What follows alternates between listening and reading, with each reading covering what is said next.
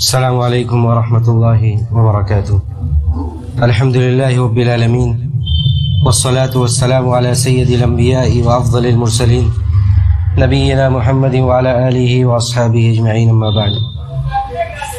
وعن انس رضی اللہ تعالی عنہ قال رأى النبي صلی اللہ علیہ وسلم رجلا وفي قدمه مثل الظفر لم يصبه الماء فقال ارجع فأحسن وضوءك، اخرجہ ابو داود والنسائی. معزز حاضرین، کتاب الطہارہ کی حدیث کو بیان کرنے کا جو سلسلہ تھا، اسی سلسلے کی ایک حدیث ہے جس میں اللہ کے رسول صلی اللہ علیہ وسلم سے روایت کرتے ہوئے حضرت انس رضی اللہ تعالیٰ عنہ حدیث کو بیان کرتے ہیں. کہتے ہیں کہ اللہ کے رسول صلی اللہ علیہ وسلم نے ایک آدمی کو دیکھا جس کے قدم میں ناخن بھر پانی نہیں پہنچا تھا. دیکھا کہ ناخن اتنی جگہ ہے جہاں پانی نہیں پہنچا تھا وضو کرتے وقت. تو آپ نے اس سے کہا کہ ارجع فاحسن وضوءک، لوٹو اور جا کر اچھی طرح وضو کرو. دیکھیے، یہ حدیث میں کئی ایک مسئلہ ہے. پہلی بات یہ کہ وضو جب بندہ کرے تو بالکل مکمل طرح سے استیاب کر کے وضو کرے. کوئی جگہ ایسی نہ بچے جو جس جگہ پر پانی نہ پہنچے. اسی لیے اللہ کے رسول صلی اللہ علیہ وسلم نے جب یہ دیکھا کہ بندہ وضو کر کے آیا ہے اور اس کے قدم میں بہت معمولی سی جگہ ہے جہاں پانی نہیں پہنچا ہے، تو آپ نے کہا کہ جاؤ اور جا کر اچھی طرح وضو کرو. اب یہ اچھی طرح وضو کرنے کا مطلب کیا ہے، اس میں بھی علماء کی دو رائے ہیں.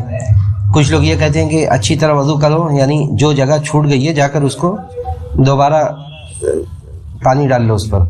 اور کچھ لوگ یہ کہتے ہیں، جو کہ زیادہ راجح ہے، جیسا کہ امام خطابی وغیرہ نے یہی کہا کہ دوبارہ جاؤ جا کر وضو کرو، دوبارہ جاؤ جا کر وضو کرو. دیکھیے، یہ روایت اگرچہ پیر کے بارے میں ہے، لیکن کوئی بھی اعضائے وضو میں سے اگر کچھ بھی سوکھا رہ جائے تو آدمی کو اچھی طرح سے جا کے اسے دوبارہ وضو کرنا پڑے گا. اس لیے کہ دوسری روایت میں اللہ کے رسول صلی اللہ علیہ وسلم نے یہ بھی فرمایا کہ ویل للعقاب من النار، جن لوگوں کی پنڈلیاں سوکھی رہ گئی تھی، آپ نے کہا کہ ان کے لیے ویل ہے، جہنم ہے، ہلاکت ہے ان کے لیے. اب اس سے علماء نے اس حدیث سے یہ بھی مسئلہ نکلتا ہے کہ کوئی بھی چیز اگر جسم پر یا اعضائے وضو میں سے کہیں بھی کوئی بھی ایسی چیز لگی ہوئی ہو جس کی وجہ سے پانی وضو کے اس حصے تک پہنچ نہیں رہا ہے، تو وضو کرنے سے پہلے وہ اس چیز کو ہٹانا اپنے جسم کے اس حصے سے ضروری ہے. جیسے کوئی بھی چیز لگی ہوئی ہو، آٹا لگا ہوا ہو انگلی میں، یہ سب چیزیں تو ہیں اپنی جگہ. اس سے بڑا مسئلہ جو ہے وہ یہ ہے کہ عورتیں جو نیل پالش وغیرہ لگاتی ہیں، اکثر علماء کا یہ کہنا ہے کہ اس کے رہتے ہوئے وضو کا پانی اپنی جگہ پر نہیں پہنچتا ہے. اس کے رہتے ہوئے پانی اپنی جگہ پر نہیں پہنچتا. اس لیے یا تو وضو کرنے کے بعد لگائیں اگر لگانا ہی ہے، ورنہ شیخ ابن باز رحمہ اللہ کے بقول ان سب چیزوں کا کیا حاصل ہے یہ عورتیں ہی بتا سکتی ہیں. اور اگر ضروری ہی ہے، علامہ شیخ ابن باز کا یہی قول ہے کہ اگر ضروری ہے لگانا، یعنی آپ لگانا ہی چاہتی ہیں، تو یا تو طہارت کے بعد لگائیے، وضو کے بعد لگائیے. اور اگر اس طرح لگائیے کہ آپ کو نماز پڑھنا ہے تو آپ کو پہلے یہ زائل کرنا پڑے گا، اس کے بعد وضو کریں گی تبھی وہ پانی اپنی جگہ پر پہنچے گا. تو یہ ایک مسئلہ اس حدیث سے علماء نے استنباط کیا ہے کہ اس کو زائل کر کے ہی پہنچے گا.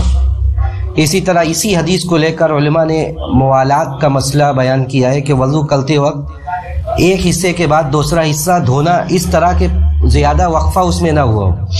موالات کا مطلب ہوتا ہے کہ پے در پے سارے اعضاء کو دھونا، یعنی نارملی، یہ نہیں کہ بہت زیادہ گرمی ہے، آپ کہیں کھلے جگہ پر وضو کر رہے ہیں تو ایک حصہ دھوتے ہیں فوراً وہ سوکھ جاتا ہے، تو یہ نہیں معتبر ہے. یعنی نارملی آپ اتنا وقت نہ چھوڑیں کہ ایک اعضاء کو دھوئیں، ایک حصے کو دھوئیں اور دوسرا حصہ جس کو دھونے سے پہلے ہی پہلا حصہ سوکھ جائے، بلکہ پے در پے دھوتے رہیں. تو اگر یہ یعنی موالات کا حکم کیا ہے، اگر موالات نہ ہو تب وضو میں. دیکھیے، علماء کی کئی ایک رائے ہے، لیکن ساری رائے نہ بیان کر کے میں صرف یہی کہوں گا کہ موالات یہ وضو کے فرائض میں سے، واجبات میں سے ایک واجب ہے. موالات جتنی بھی روایات آئی ہیں ان روایات کو سامنے رکھتے ہوئے یہی کہنا زیادہ بہتر ہے کہ موالات یہ ضروری ہے کہ سارے اعضاء اس طرح دھوئے جائیں کہ بہت لمبا وقفہ بیچ میں نہ رکھا جائے. حالانکہ علامہ ابن تیمیہ رحمہ اللہ نے ایک بڑی اچھی رائے اس مسئلے میں بیان کی. انہوں نے کہا کہ موالات تو فرض ہے، لیکن کب؟ جب آدمی کو قدرت ہو اور وہ بھولے نہ. اگر بھول گیا ہے اور بغیر اس وجہ سے، بھولنے کی وجہ سے موالات چھوٹ گئی تو کوئی دقت نہیں ہے، لیکن قدرت جب ہے، جب آدمی قادر ہے، اسے یاد ہے، تب یہ فرض ہے. اور انہوں نے یہ بیچ میں ایک بات یہ بیان کی کہ قدرت کا لفظ انہوں نے اس لیے استعمال کیا کہ آدمی جیسے پانی کم ہے، یا یہ کہ پانی اس طرح وہ نہیں استعمال کر سکتا ہے کہ پے در پے دھوئے. ہو سکتا ہے پانی پیر دھونے کے لیے کہیں دور جانا پڑ جائے، تھوڑا دور، اور اتنے دیر میں آپ کا کوئی عضو سوکھ جائے، تو کہتے ہیں کہ اتنے کی گنجائش ہے، اتنے میں کوئی مسئلہ نہیں ہے. علامہ ابن تیمیہ نے اسی قول کو اختیار کیا ہے. بہرحال خلاصہ یہ ہے کہ موالات یہ ضروری ہے، وضو جب بھی آدمی کرے موالات کے ساتھ کرے. اس کے بعد ایک دوسری حدیث اس کے بعد نبی علیہ الصلوۃ والسلام کے وضو اور غسل کا یہ مفہوم کی حدیث پہلے گزر چکی ہے کہ آپ نے، حضرت انس کہتے ہیں کہ کان رسول اللہ صلی اللہ علیہ وسلم یتوضأ من البد ویغتسل بالساع الی 5 امداد. یہ حدیث اسی لفظ کے ساتھ پہلے گزر چکی ہے. تیسری حدیث وعن عمر رضی اللہ تعالی عنہ قال قال رسول اللہ صلی اللہ علیہ وسلم ما منکم من احد یتوضأ فیسبغ الوضوء ثم يقول اشهد ان لا اله الا الله وحده لا شريك له واشهد ان محمدا عبده ورسوله الا فتحت له ابواب الجنہ. اخرجہ مسلم. وللترمذی وزاد اللهم اجعلني من التوابین واجعلني من المتطہرین. حضرت عمر رضی اللہ تعالیٰ عنہ اس حدیث کے راوی ہیں، کہتے ہیں کہ اللہ کے رسول صلی اللہ علیہ وسلم نے فرمایا کہ جو بھی آدمی وضو کرتا ہے اور اچھی طرح وضو کرتا ہے، پھر وضو کرنے کے بعد یہ دعا پڑھتا ہے، جو دعا ہم لوگ پڑھتے ہیں کہ اشہد ان لا الہ الا اللہ وحدہ لا شریک لہ واشہد ان محمدا عبدہ ورسولہ، تو اس کے لیے کیا ہوتا ہے؟ اس کے لیے جنت کے دروازے کھول دیے جاتے ہیں. اس کے لیے جنت کے دروازے کھول دیے جاتے ہیں. اور ترمذی میں یہ روایت میں اضافہ ہے کہ یہ بھی دعا پڑھتے تھے اللہ کے رسول صلی اللہ علیہ وسلم کہ اللہم اجعلنی من التوابین واجعلنی من المتطہرین. دیکھیے وضو کے سلسلے میں شروع میں صرف بسم اللہ اور آخر میں یہ 3 دعائیں صرف ثابت ہیں. اس کے علاوہ جو بہت ساری دعائیں بیچ میں گڑھ لی گئی ہیں بعض لوگوں کی جانب سے کہ اس حصے کو دھوئیں تو یہ دعا پڑھیں اور اس حصے کو دھوئیں تو یہ سب کچھ بھی ثابت نہیں ہے. صرف یہ دعا جو صحیح مسلم کی روایت ہے، یہ پہلی جس میں اشہد ان لا الہ الا اللہ وحدہ لا شریک لہ، یہ دعا، اور اس کے بعد اللہم اجعلنی من التوابین.